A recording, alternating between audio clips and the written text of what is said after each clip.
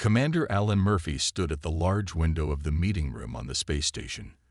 He watched the Zarthan ship floating in the distance. The ship was huge and covered in weapons. It looked like a flying fortress. Alan felt his stomach tighten. The talks were not going well. "Commander, they're ready to continue," said Lieutenant Samantha Reeves. She looked tired.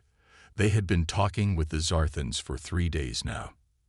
Alan nodded and turned away from the window. "Let's not keep them waiting." The meeting room had a long table. On one side sat the Earth team. On the other side were the Zarthans. The aliens were tall with gray skin and 4 eyes. Their leader, Ambassador Krell, looked bored and angry at the same time. "We have reviewed your so-called defense plans," Krell said. His voice was deep and scratchy. "They are a joke. You have no real weapons, no planetary shields. Your ships are few and weak." Samantha leaned forward. "As we explained, Earth relies on diplomacy and trade. We have peaceful relations with 12 different species. We don't need large weapons." Krell made a sound like rocks grinding together. Alan realized it was laughter. "Peace is for the weak," Krell said. "The strong take what they want. That is how the Zarthan hegemony has grown to control 12 star systems. And yet here you are, talking to us instead of attacking," Alan pointed out. Krell's 4 eyes blinked at different times. "We were curious. We heard stories about Earth. Some say you are protected by something powerful, but our scans show nothing. No hidden weapons, no secret fleets, just a blue planet with too many humans and not enough defenses." Alan and Samantha shared a quick look. The stories Krell mentioned were interesting.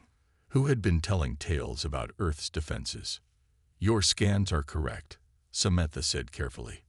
"We believe in peace, not war." "A mistake," Krell said. He stood up. He was almost 7 feet tall. "The Zarthan hegemony has decided your world is perfect for our next expansion. Your resources will be ours. Your people will serve us." Alan stood too. "Ambassador Krell, please reconsider. War benefits no one. War benefits the winners," Krell said. "And we always win." The other Zarthans stood as well. There were 5 of them, all wearing black armor with strange symbols. "You have 1 month," Krell said. 1 month to prepare your surrender terms. Our fleet will arrive then. If you fight, you will be destroyed. If you surrender, some of you may live as our servants." With that, the Zarthans left the room. Alan watched them go, his face calm despite the threat. When they were alone, Samantha turned to Alan. "We need to contact Luna Command immediately." Alan nodded. "They're making a terrible mistake. They have no idea what they're walking into," Samantha agreed. Her voice was quiet but not afraid. 10 minutes later, they were in a secure communication room. The face of Admiral Frank Donovan filled the screen. He was an older man with white hair and serious eyes. "They're really going to attack?" Donovan asked after hearing their report.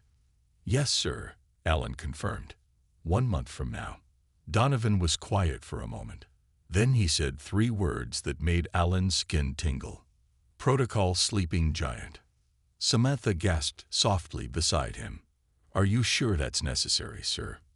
Alan asked. "They've made their choice," Donovan said. "Return to Earth immediately. We have preparations to make." As they ended the call, Alan looked at Samantha. "The Zarthans think we're defenseless." "That's their first mistake," Samantha replied. "And probably their last," Alan said as they headed to their ship. Behind them, the Zarthan vessel was already leaving, confident in its coming victory, completely unaware of what truly waited on the seemingly peaceful planet below. The meeting room at Luna Command was filled with 20 of Earth's top military leaders and scientists. Despite the news of a coming attack, nobody seemed worried. Admiral Frank Donovan stood at the front of the room, his white hair neat, his uniform perfect.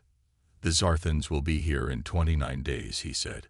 "They believe we are weak. They believe we are easy to conquer." A few people smiled. They knew better. It's time to activate Protocol Sleeping Giant, Donovan continued. Dr. Olivia Daniels will explain the current status. A woman with short brown hair and bright eyes walked to the front. She wore a simple lab coat with the Earth Defense symbol on the pocket. Dr. Daniels touched a screen, and a 3D image of Earth appeared in the middle of the room. For those who don't know, Earth's true defense system has been active but dormant for over 200 years, she explained. We call it the sleeping giant because that's what it is, a powerful giant that sleeps until we need it. The 3D image zoomed in, showing tiny dots all through the atmosphere, oceans, and even the ground. These are our defenders, Dr. Daniels said. Billions of microscopic machines. Each one is smaller than a grain of sand. They float in our air, swim in our oceans, and rest in our soil. They're everywhere, but they're asleep. Commander Alan Murphy raised his hand. What exactly do they do when they wake up? Dr. Daniels smiled. They connect with each other to form a network. Together, they can create shields, absorb energy, or break down enemy technology. They're programmed to protect humans and Earth, nothing more. Lieutenant Samantha Reeves looked amazed, and the Zarthans can't detect them. No, Dr. Daniels said. When dormant, they look like ordinary particles. Our machines don't use energy until they're activated. That's why we appear defenseless. That's why we've never needed big guns or warships. Admiral Donovan stepped forward again. This is why no species has successfully attacked Earth in 2 centuries. The last ones who tried were the Brachians. Does anyone remember what happened to them? The room was quiet. Everyone knew the story of the Brachians. Their entire attack fleet had simply disappeared.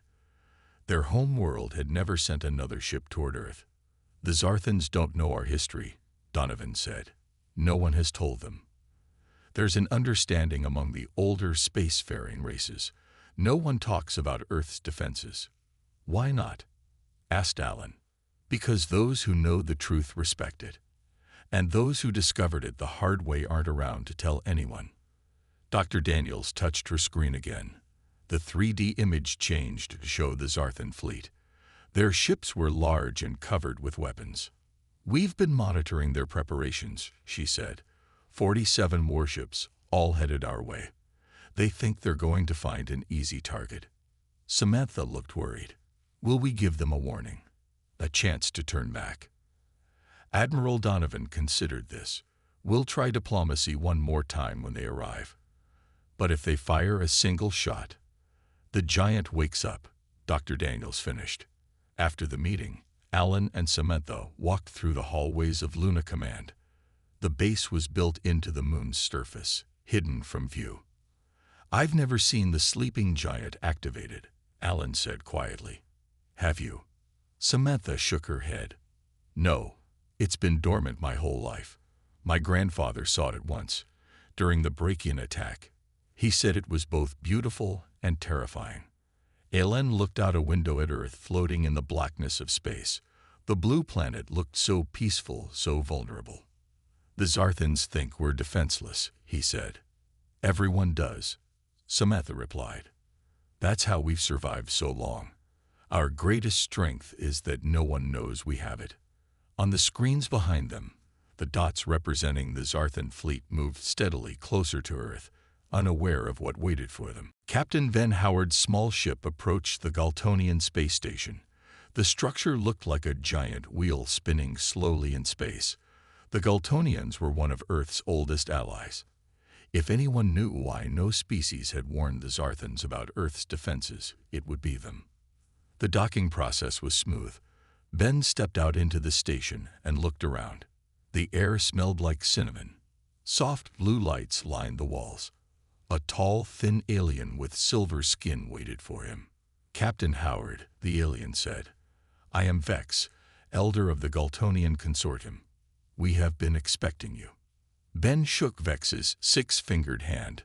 Thank you for meeting with me, Elder Vex. I have questions about the Zarthans. Yes, Vex nodded. We have heard they plan to attack your world. A foolish decision. They walked down a curved hallway. Other Galtonians moved aside respectfully as they passed. "That's what I want to understand," Ben said. "Why didn't anyone warn them about Earth? About what happens to those who attack us?"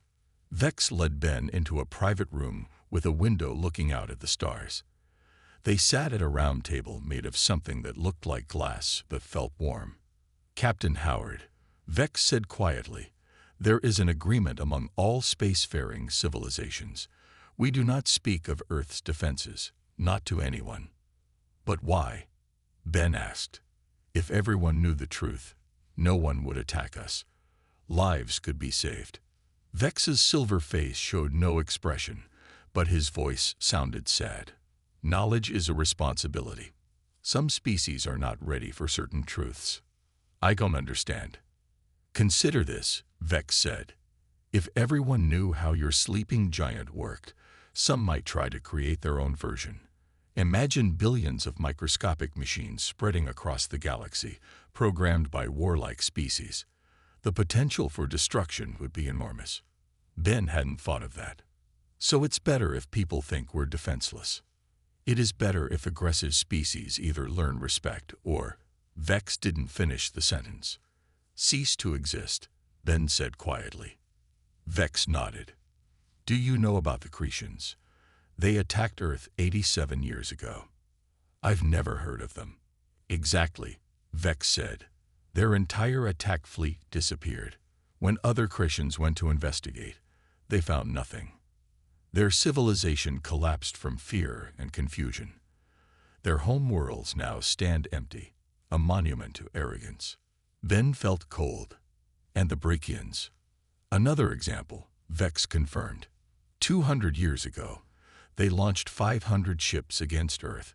Not one returned. Their species never recovered. They blamed each other for the failure. Civil war followed. Now they exist only in our historical records." Ben looked out at the stars. "So the diplomatic corps has been cultivating Earth's image as defenseless on purpose." "Yes," Vex said. "It is a test. Those who choose peace pass. Those who choose aggression fail. Forever." Meanwhile, across the galaxy, Ambassador Krell stood on the bridge of his flagship. The view screen showed the Zarthan Armada. 47 warships moving through space like predators. "How long until we reach Earth?" Krell asked. 23 days, Ambassador," an officer replied.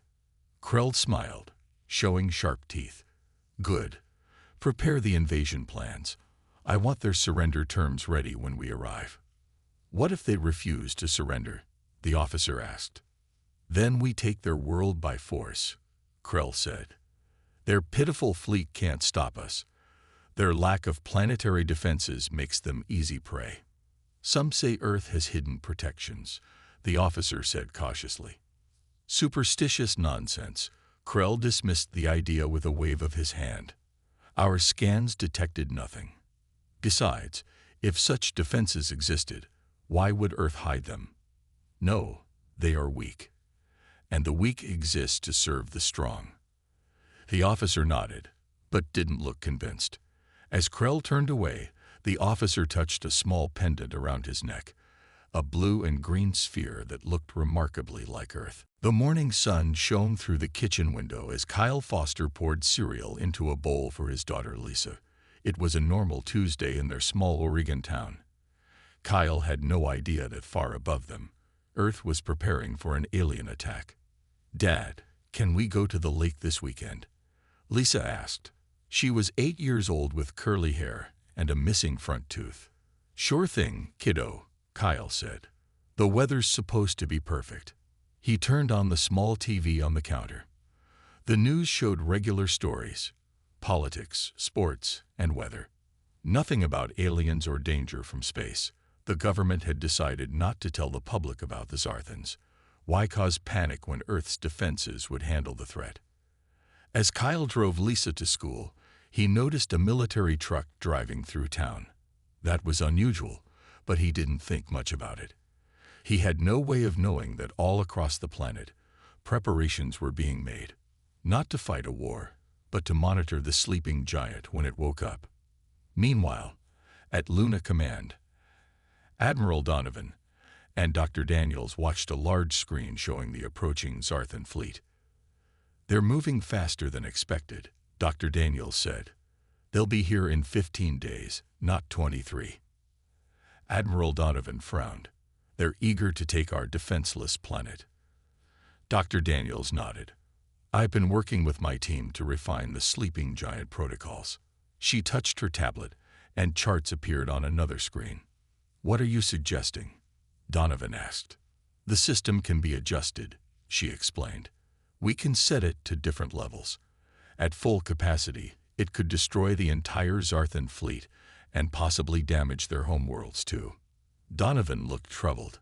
"The last species that attacked us, the Cretians, was completely wiped out. Their civilization collapsed." "Yes," Dr. Daniels agreed. "The sleeping giant was set too high.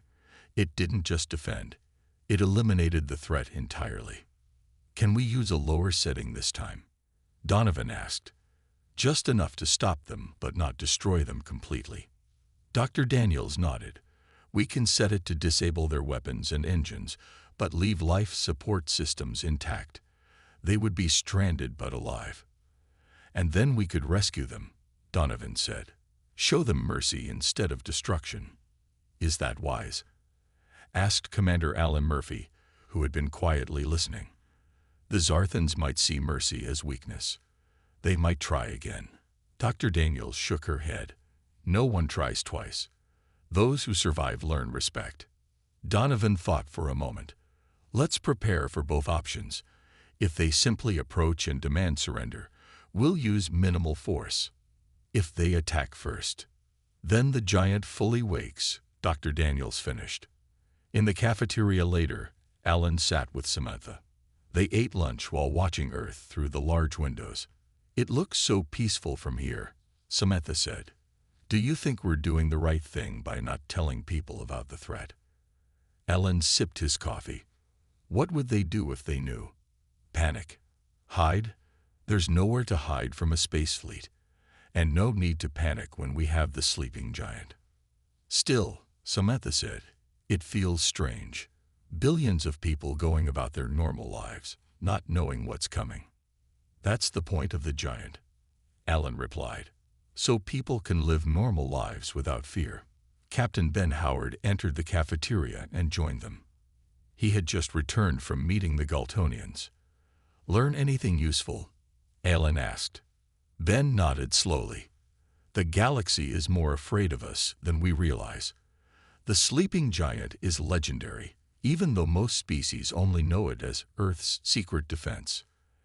And yet the Zarthans are still coming," Samantha said. "Because no one warned them," Ben replied. "It's a test.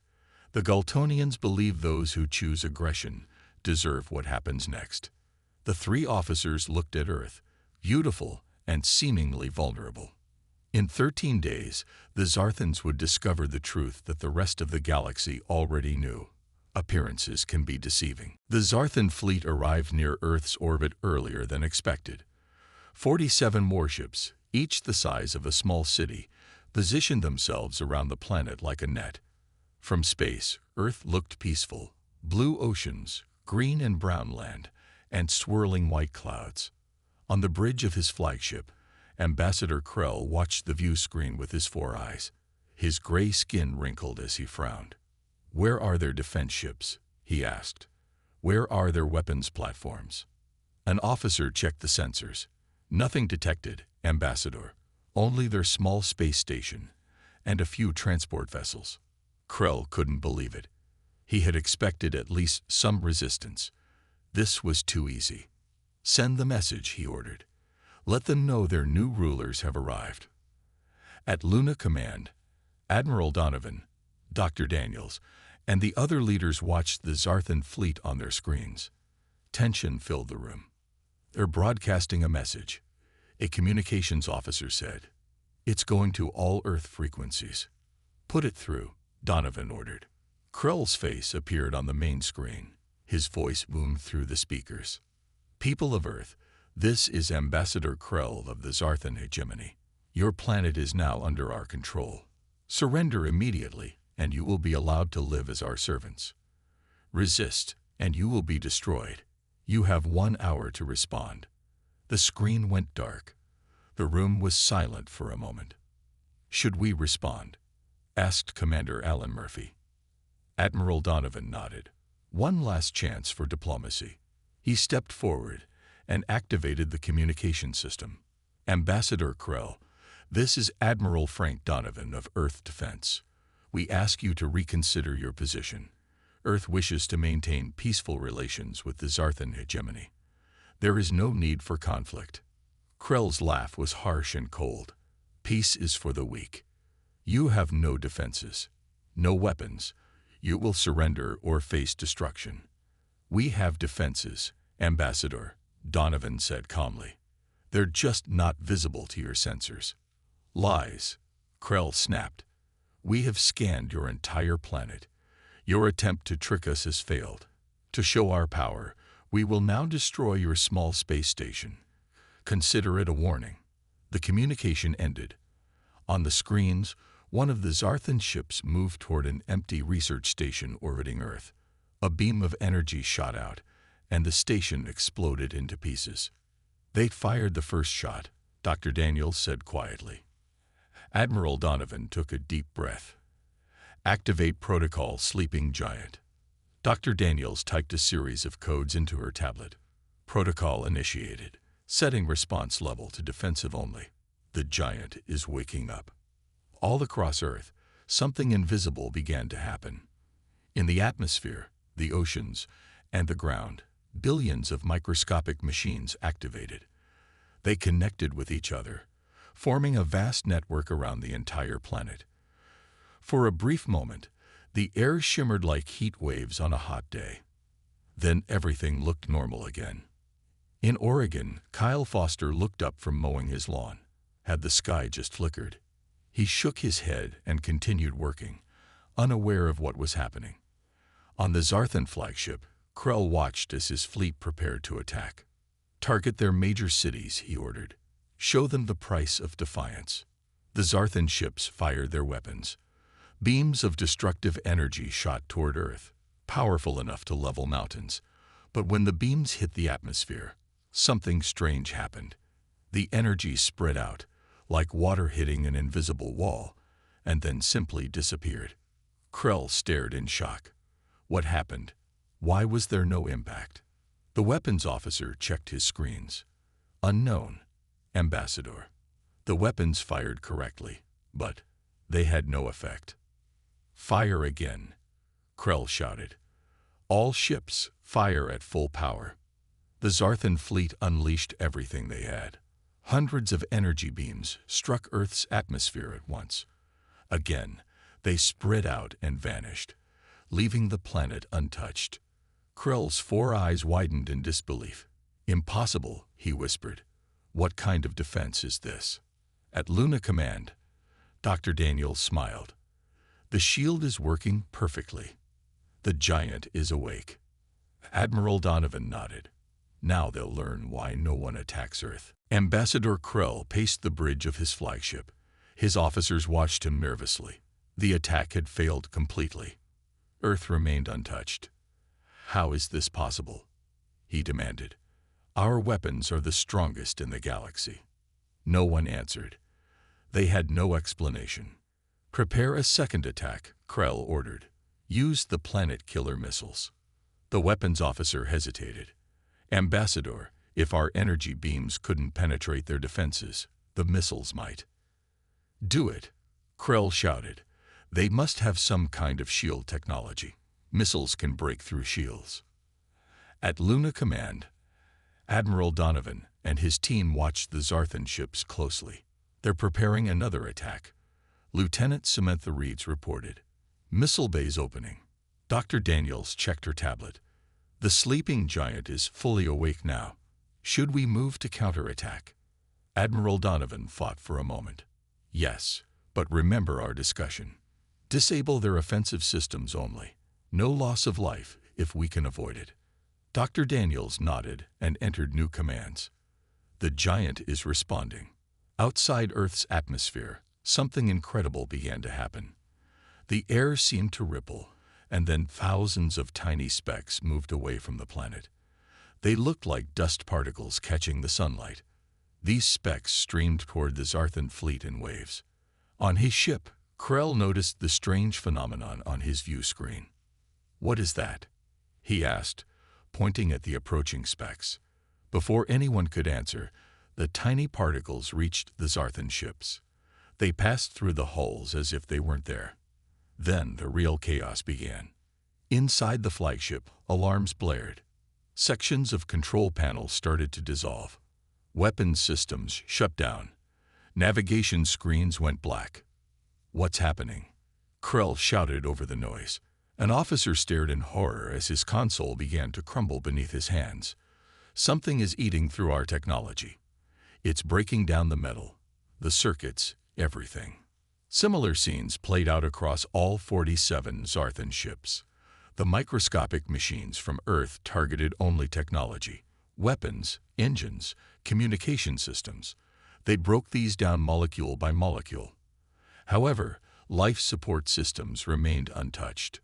Krell watched helplessly as his mighty fleet became useless. The lights flickered and dimmed as power systems failed. Emergency lights came on, casting an eerie red glow across the bridge. "Send a distress call to the hegemony," Krell ordered. The communications officer shook his head. "All communication systems are gone, Ambassador." On one of the few working screens, Krell could see the other ships in his fleet. They were all drifting, powerless. His invasion force, once the pride of the Zarthan hegemony, was now nothing more than 47 metal boxes floating in space. At Luna Command, Dr. Daniels explained what was happening. "The machines are programmed to dismantle offensive technology only," she said. "They're leaving life support and basic systems intact. The Zarthans are stranded but in no danger of dying." Commander Alan Murphy looked impressed.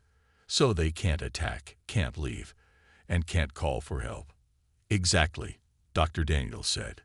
"They're completely neutralized." Admiral Donovan nodded with satisfaction. "Now we send our response. Prepare the rescue ships." "Rescue ships?" Alan asked, surprised.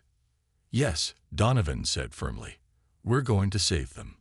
On the disabled Zarthan flagship, fear and confusion had replaced arrogance.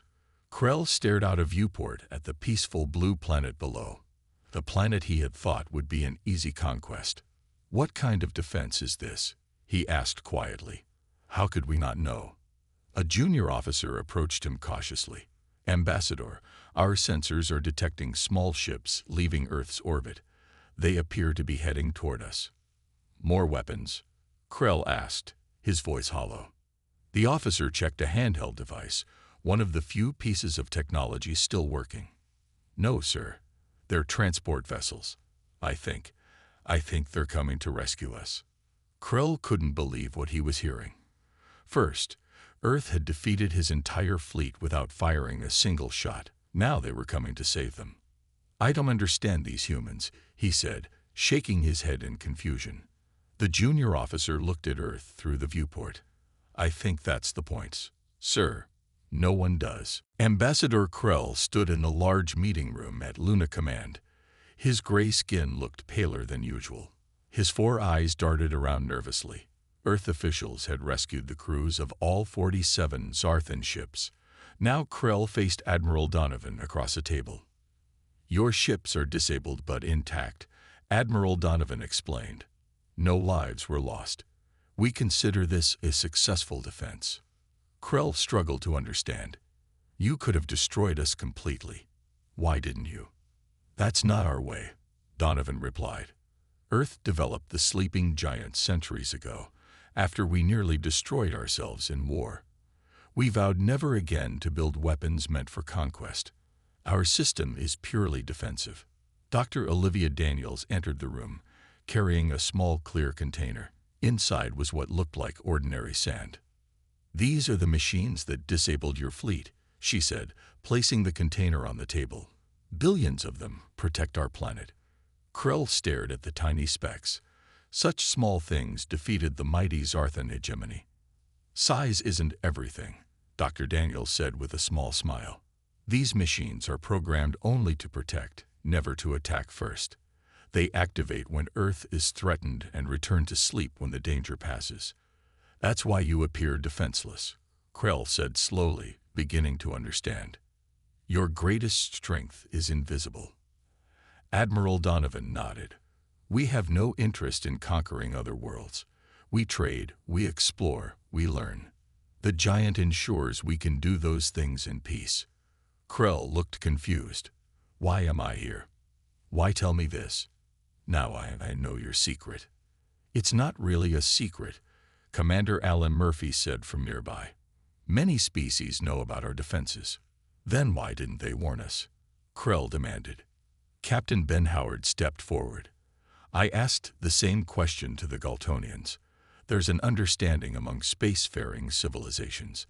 Those who know about Earth's defense are trusted to protect that knowledge. It's a test, Samantha Reeves added. Those who choose peace pass. Those who choose aggression fail. Krell's eyes widened. The Brachians, the Cretians, they attacked Earth too, didn't they? What happened to them? The room grew quiet. Finally, Admiral Donovan spoke. They no longer exist, he said softly. In those cases, the sleeping giant was set to maximum response. Their fleets were completely broken down. Their civilizations collapsed from the loss. We've learned to show more restraint since then, Dr. Daniels added.